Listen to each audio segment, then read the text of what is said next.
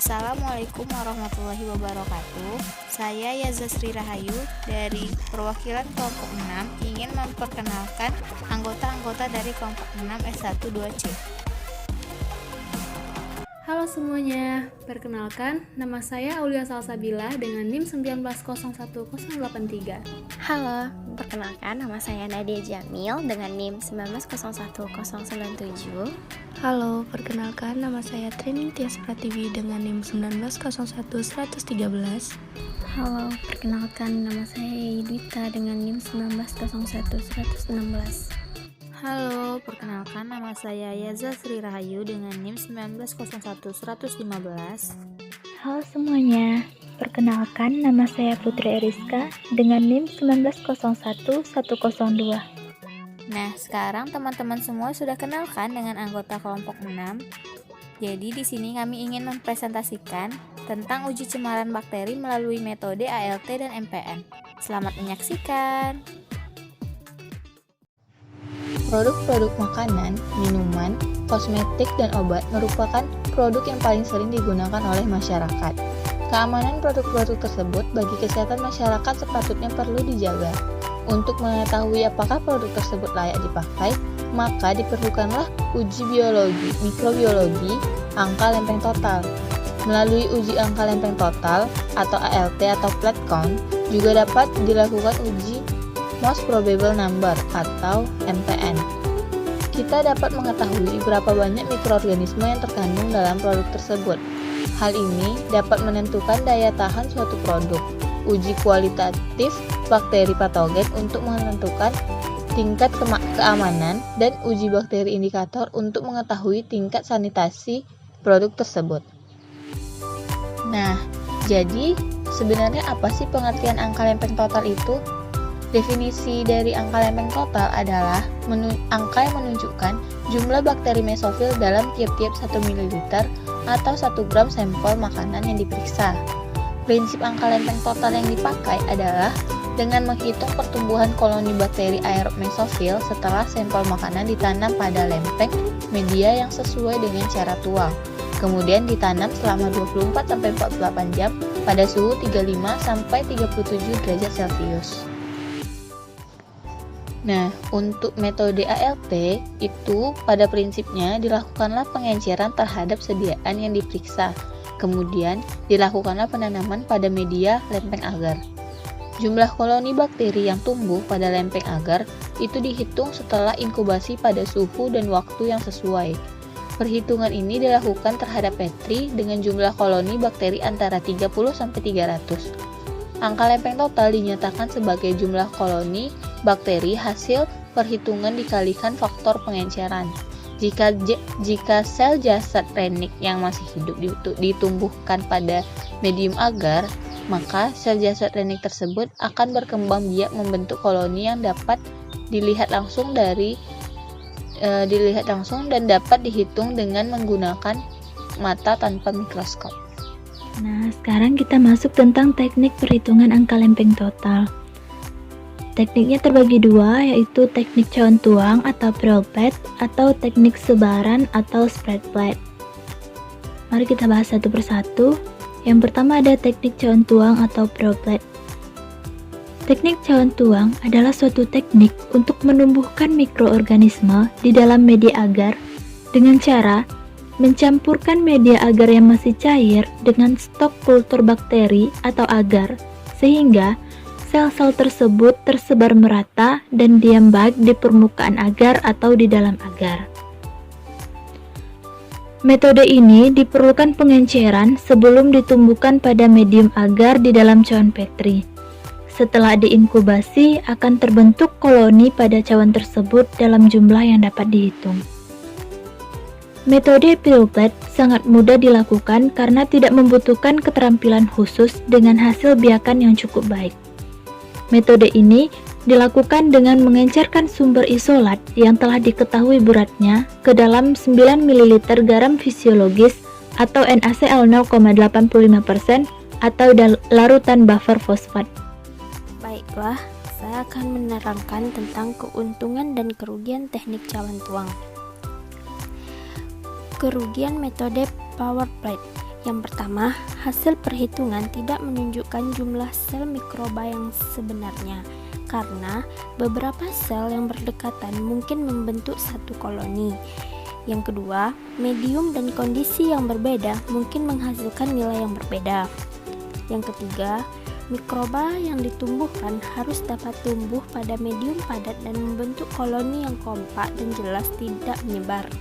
Yang keempat, memerlukan persiapan dan waktu inkubasi beberapa hari sehingga pertumbuhan koloni dapat dihitung.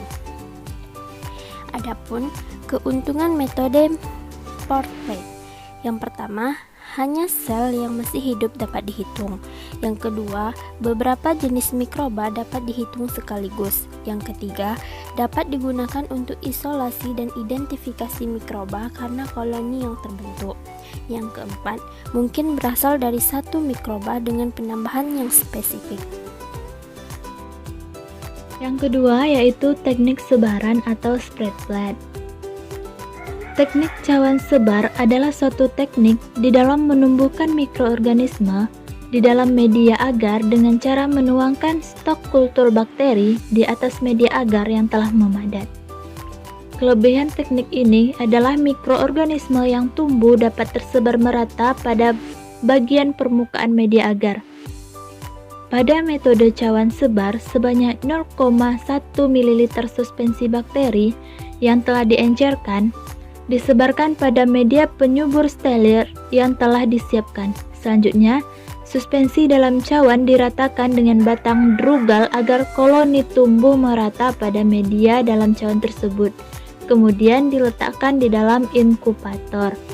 Metode ini cukup sulit, terutama untuk meratakan suspensi dengan batang drugal.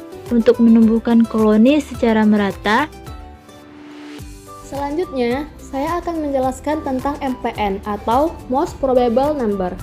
Apa itu MPN?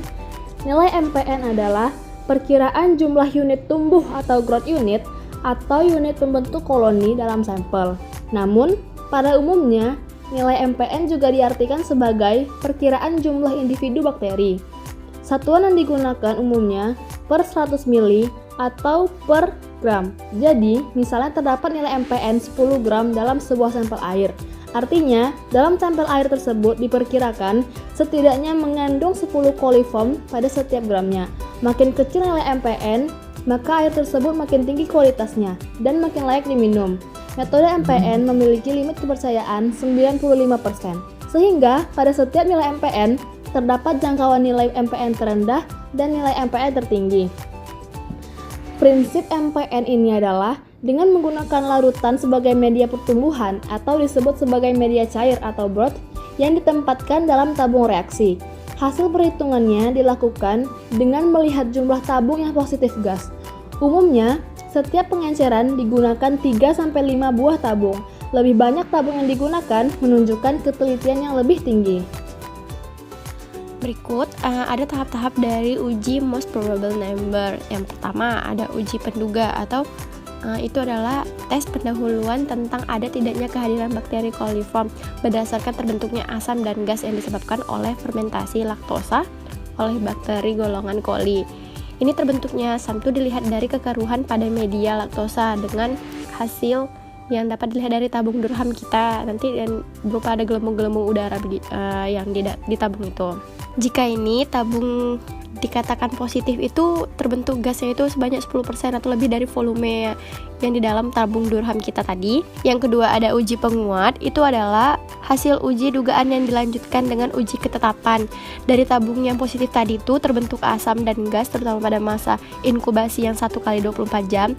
Itu suspensi ditanamkan pada media eosin methylene blue atau agar EMB-nya itu secara aseptik dengan menggunakan jarum inokulasi. Di sini ada tahap ketiga, uji pelengkap. Ini pengujian yang selanjutnya dari tahap yang kedua tadi dilanjutkan dengan uji kelengkapan untuk menentukan bakteri tadi dari koloni tadi itu yang berwarna pada uji ketetapan diinokulasikan ke dalam medium kaldu laktosa dan medium agar miring nutrien agar Na dengan pada suhu 37 derajat Celcius selama 1x24 jam. Bila hasilnya nanti positif, terbentuk asam dan gas pada kaldu laktosa itu, maka sampel positif mengandung bakteri dari media agar yang tadi. Dibuat warnaan gram di mana bakterinya tadi menunjukkan gram negatif berbentuk batang pendek untuk membedakan bakteri golongan-golongan yang ada yang negatif, ada yang gram positif. Baiklah, saya akan menjelaskan mengenai keuntungan dan kerugian dari MPN. Yang pertama, saya akan menjelaskan tentang kelemahan MPN. Yang pertama yaitu, pada satu waktu percobaan hanya dapat menggunakan sedikit contoh air. Yang kedua, untuk mendapatkan kultur yang baik dibutuhkan waktu beberapa hari. Yang ketiga, menghitung jumlah bakteri coli hanya didapat jumlah perkiraan secara kasar. Yang keempat, membutuhkan banyak media dan perlengkapan. Yang terakhir yaitu, tidak dapat dilakukan di lapangan tempat pengambilan sampel, sehingga membutuhkan sistem angkut tertentu agar perubahan pada bakteri coli dalam sampel tersebut secara minimal. Selanjutnya yaitu kelebihan dari MPN. Kelebihan dari MPN ini yaitu metode ini baik digunakan karena lebih sensitif dan dapat mendeteksi coliform dalam jumlah yang sangat rendah. Nah, jadi bagaimana teman-teman? Apakah penjelasan tadi dapat difahami? Jadi semuanya dapat kita tarik kesimpulan bahwa untuk produk-produk ini dapat diuji dengan angka lempeng total, yaitu angka yang menunjukkan jumlah bakteri mesofil dalam tiap-tiap 1 ml atau 1 gram sampel makanan yang diperiksa. Sedangkan most probable number di sini adalah sebagai perkiraan jumlah individu bakterinya. Satuan yang digunakan adalah per 100 ml atau per gram. Sekian presentasi dari kelompok 6 S12C. Apabila ada salah kata kami mohon maaf. Jangan lupa like, komen, subscribe, dan share ya ke teman-teman kalian semua. Assalamualaikum warahmatullahi wabarakatuh.